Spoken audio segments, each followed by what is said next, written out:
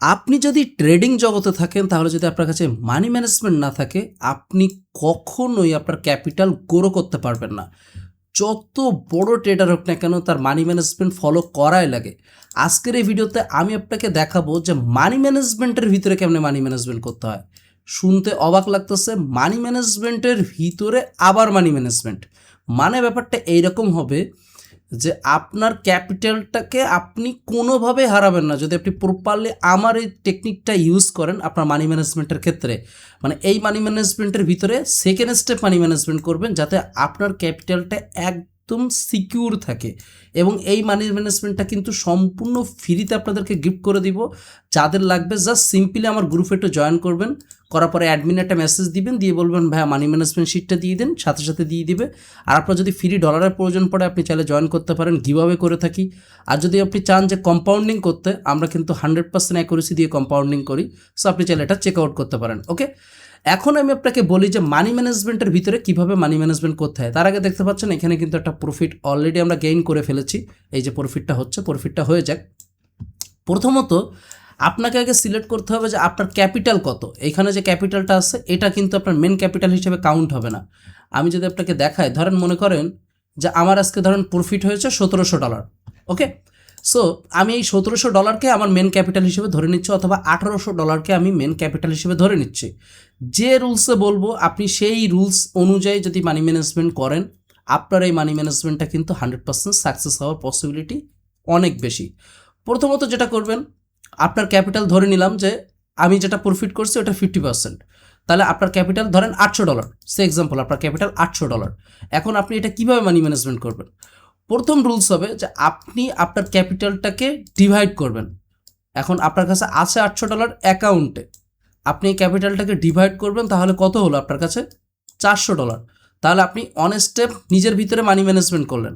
ওকে, তাহলে এখন আপনি যে $400 আপনার আছে, এই $400 প্রথমত আপনি এখানে ইনপুট করবেন। যারা মানি ম্যানেজমেন্ট সম্পর্কে জানে না তাদের উদ্দেশ্যে বলে দিই একবার সেটিংসগুলো। এইখানে যেটা দেখতে পাচ্ছেন এই যে 1000, এইটা হলো আপনার ক্যাপিটাল, যে কত টাকা থাকবে আপনার অ্যাকাউন্টে। দ্বিতীয়ত হলো যে আপনি কতগুলো ট্রেড করবেন, এটা হলো 10টা ট্রেড। তারপরটা হলো কতগুলো 10টা ট্রেডের ভেতরে আপনি কতগুলো প্রফিট করবেন, মানে 4টা মিনিমাম প্রফিট করতে হবে। আপনার অ্যাকুরেসি 40%ও যদি হয় তাহলেও চলবে। একজনের অ্যাকুরেসি মিনিমাম 60-এর উপরে থাকে মিনিমাম, তো আমি ধরে নিচ্ছি 40%ও যদি আপনার হয়, এর থেকে খারাপ আপনি হলে আপনার জন্য ট্রেডিং না, তারপরেও চলবে। তারপরও আপনি এখান থেকে প্রফিট করতেছেন $127 এই একটা মানি ম্যানেজমেন্ট ফলো করার জন্য।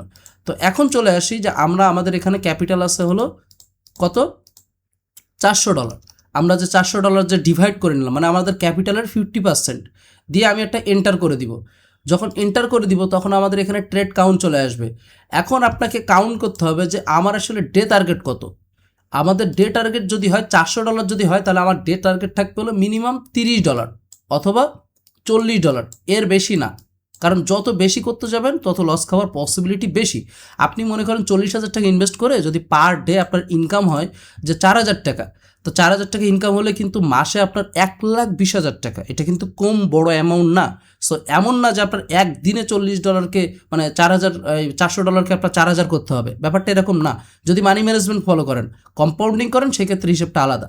তো আমরা এখানে প্রথমত দেখব যে আমাদের এই যে ক্যাপিটালটা এটা আমাদের রেঞ্জের ভিতরে আছে কিনা, মানে প্রফিট মার্জিনটা আমরা যেটা টার্গেট করছি এটা রেঞ্জের ভিতরে কিনা।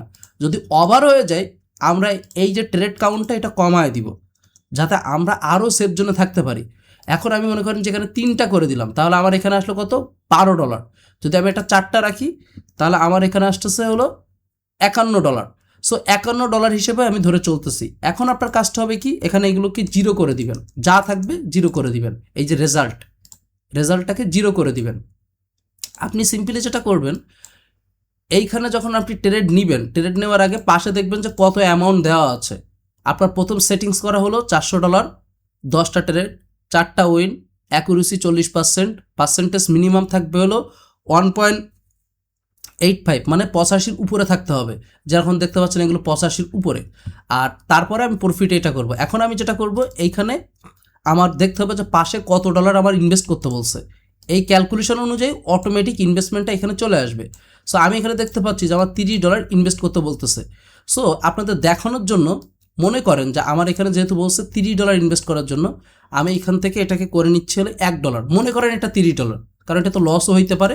আর আমি শর্ট টাইমে বোঝানোর জন্য এখানে 5 সেকেন্ড করে নিচ্ছি, মানে এটা জাস্ট বোঝানোর জন্য।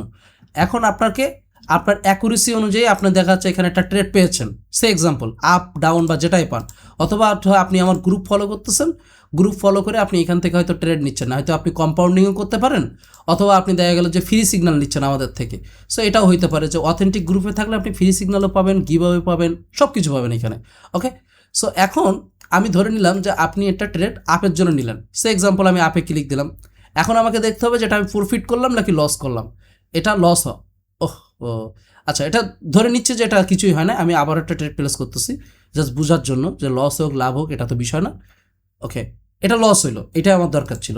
ওকে, তো এখন আপনাকে যেটা করতে হবে, এই যে সাইটের রেজাল্ট এটা দিতে হবে এল দিয়ে এন্টার দিবেন, দিলে এবার পরের ট্রেডটা দেখাচ্ছে যে কত ডলার, পরের ট্রেডটা দেখাচ্ছে $44। তো আপনি মনে মনে এখন এখানে ঠিক করে নেন যে আমি $44 সেট করছি, কিন্তু আমি আপনাকে দেখানোর জন্য $2 সেট করলাম। আমি আবার আমার ডিরেকশন অনুযায়ী একটা ট্রেড প্লেস করলাম। এখন এটা রেজাল্ট দেখা যাক যে কি আসে, লস আসে নাকি প্রফিট আসে।